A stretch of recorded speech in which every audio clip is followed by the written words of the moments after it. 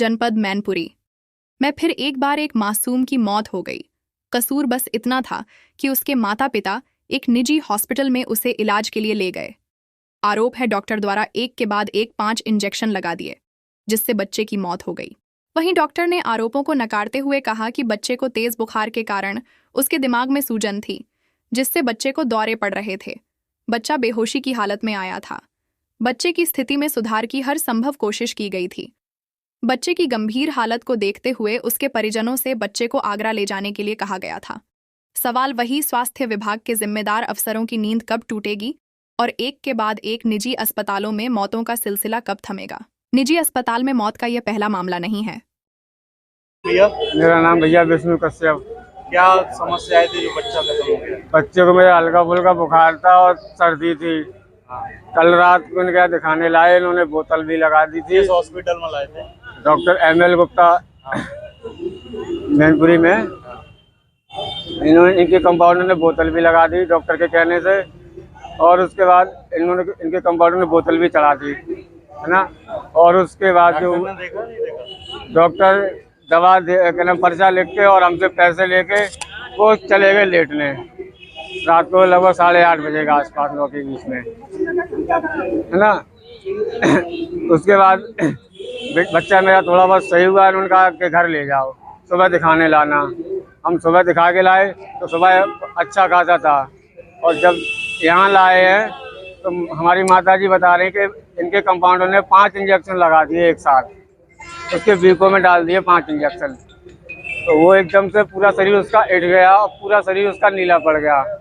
अभी उसका पूरा शरीर पीला पड़ गया, वो तो अब उसमें कुछ रहा नहीं है। डॉक्टर ने क्या बीमारी बताई? डॉक्टर ने सीधा यही कह दिया कि ले जाओ, मेरे बस से मतलब हमारा कुछ नहीं इसमें रोल है।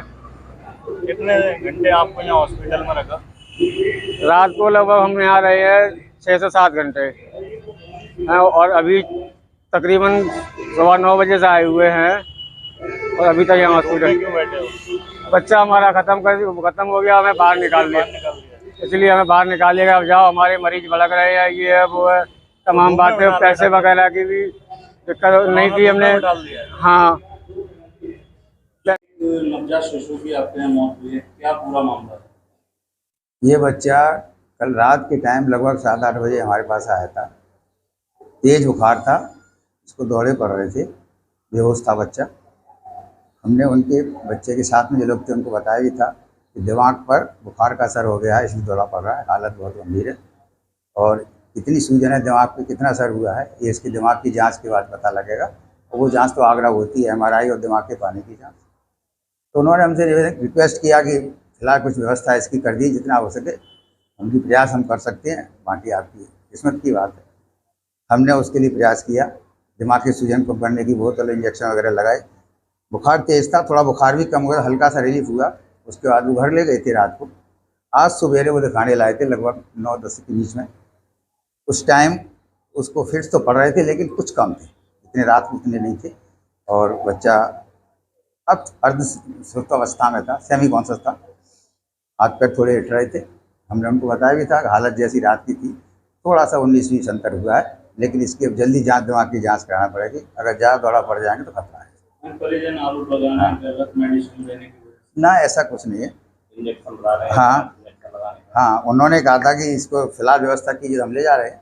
तो हमने उसको पर्चे भी लिख भी दिया था आगरे के लिए, और हमने उसके दिमाग की सूजन के इंजेक्शन, बुखार के, और दिमाग की सूजन कम करने की मैनिटोल की बोतल भी लगवाई थी। लगभग क्या थी बच्चे को? मेन समस्या दिमाग पर सूजन थी, जिसकी बुखार के असर की, बुखार तेज था, उसको दौरा पड़ रहा था।